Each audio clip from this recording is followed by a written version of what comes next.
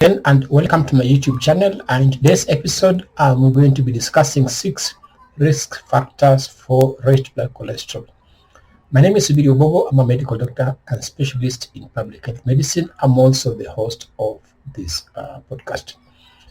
Now, this topic is important because the WHO estimates that 2.6 million deaths globally every year are as a result of raised blood cholesterol. So I'm going to start with a quiz for which I will give the answer at the end. So the question is, which is not a modifiable risk factor for blood cholesterol? Now, when you say modifiable, it means something you can do something about. A, age; B, diet; C, physical inactivity; or D, overweight. I'll share the answer at the end. So as I mentioned, raised blood cholesterol is a serious problem, public health problem, and it's linked to heart attacks, strokes, and sudden deaths. Cholesterol is a fat-like substance in your blood, too much of which can clog the arteries, increasing your risk of heart attacks, strokes, and, as I mentioned, sudden deaths. So when the doctor tells you that your cholesterol is high, they are basically referring to the so-called total cholesterol, this number over here. So it's supposed to be below 200, but if it's above 200, then we say it is raised. Now, total cholesterol is calculated by adding what you call the LDL cholesterol, the bad cholesterol, the HDL cholesterol, the good cholesterol, and 20% of triglycerides. Now, triglycerides is just a type of fat also found in our blood. So when you add these three, that what gives you the number of total cholesterol. So HDL stands for high density lipoprotein. As I mentioned, this is the good cholesterol that moves extra cholesterol from the bloodstream back to the liver so that the liver can get rid of it. LDL stands for low density lipoprotein, and this is the bad cholesterol which contributes to build up of plaque in your arteries. You need some LDL, but when it's too high, it can cause problems. So generally, we normally talk about LDL below 100 as being normal, above 100 as being abnormal. HDL usually it's above 60 is normal, although the ranges are slightly different for men and women. And then triglycerides below 150 is considered normal.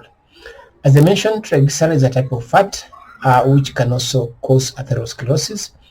That is hardening of the arteries, as well as a condition called pancreatitis, that is inflammation of the pancreas if it's very elevated. So what are the risk factors for high cholesterol? First, they're usually divided into non-modifiable and modifiable. As I mentioned, non-modifiable are things that you can't do anything about. Modifiable are things we can do something about. So the first risk factor is hereditary. There are people who are just genetically predisposed to have high cholesterol. The second thing is age. Usually cholesterol starts rising at the age of 20 up to age 65. And below 50 years, men usually have a higher cholesterol than women. But after 50 years, when menopause sets in, usually women will have a higher blood cholesterol compared to men. So the modifiable risk factors are diet.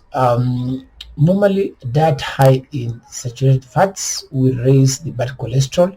Now, we mostly find saturated fats in animal sources of food such as meat, milk, yogurt, things like cheese, fish, and as well as vegetable cooking oils.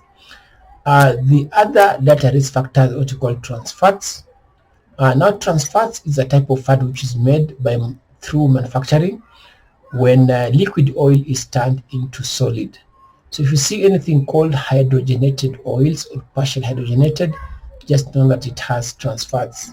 And trans fats are the worst type of fats. So apart from lowering your LDL, increasing your bad cholesterol LDL, it will also lower your good cholesterol HDL.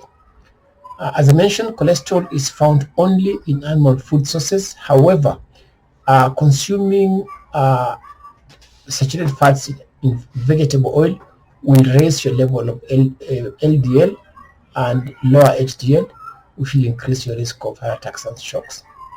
The other risk factor is overweight. Excess weight will increase the bad cholesterol LDL. Excess weight will also increase the triglycerides. Excess weight will also reduce the good cholesterol HDL. Now, losing weight will help you reduce the bad cholesterol and triglycerides and increase your good cholesterol. The other risk factor is physical inactivity. Physical inactivity in a way contributes to cholesterol by adding weight. It can also increase your bad cholesterol LDL, reduce your good cholesterol HDL. But if you're physically active, that will increase your good cholesterol, lower triglycerides, and then also lower your bad cholesterol LDL.